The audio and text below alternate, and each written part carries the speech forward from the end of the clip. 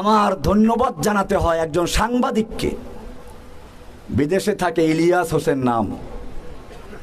আমার সাথে তার কোনো পরিচয় ছিল না, নাইও, জানি না, শুনি না, কিন্তু জেলখানায় বসে তার একটা বক্তব্য শুনলাম, মনটা ভরে গেল যে আমার পক্ষে বলার মতো একজন লোক পাওয়া গেছে।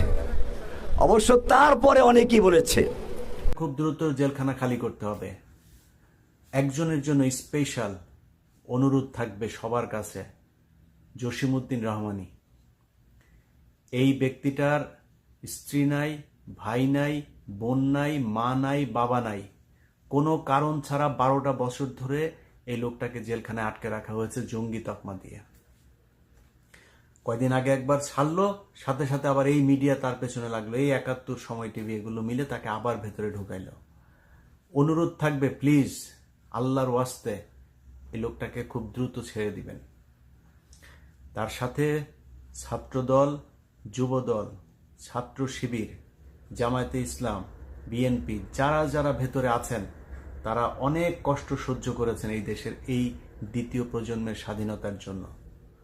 অতএব তাদেরকে একটা সেকেন্ডও কষ্ট দেয়া যাবে না। ওখানে খুব দ্রুত তাদেরকে বের করতে হবে।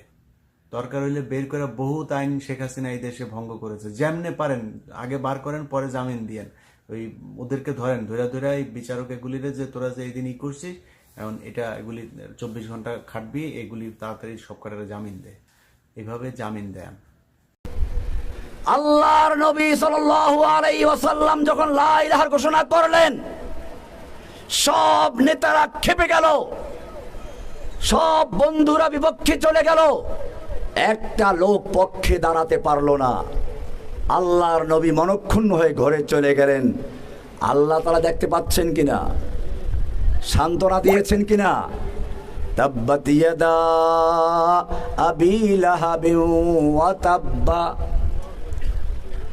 আমার ভাইয়েরা, শুধু এখানেই নয়, আপনাকে মনে রাখতে হবে, এই কাজ করতে গেলে, আল্লাহর নবীর সুন্নাহ মানতে গেলে, আপনি পাতলা ফিনফিনে জামা গায়ে দিয়ে আতর গোলাপ পরে বসে থাকতে পারেন, আর মনে মনে ভাবলেন আমাদের হুজুর তো জেলখানায় যায় না, ওরা আমাদের হুজুরের বদদোয়ায় জেল চলে গেছে।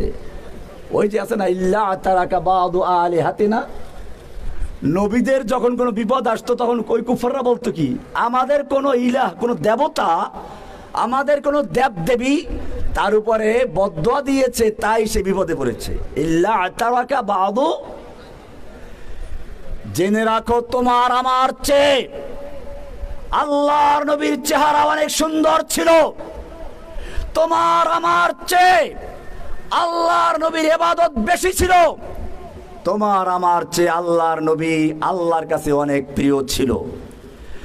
আল্লাহর নবী রাস্তায় চলতে গেলে মেঘমালা এসে ছায়া দেয়, নবীর উপর দিয়ে কেউ চলতে গেলে ওহী নাযিল হয়ে যায়।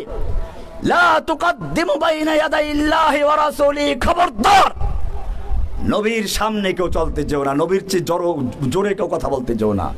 নবীর চেয়ে আওয়াজ উঁচু হয়ে গেলে বলা হয়, ইয়া আইয়ুহাল্লাযীনা আমানু লা তারফাউ আসওয়াতাকুম ফাওকা সাওতিন নাবিয়্যি ওয়া লা তাজহারু লাহ, খবরদার নবীর আওয়াজের চেয়ে জোরে কথা বলবি না, সব আমল বরবাদ হয়ে যাবে।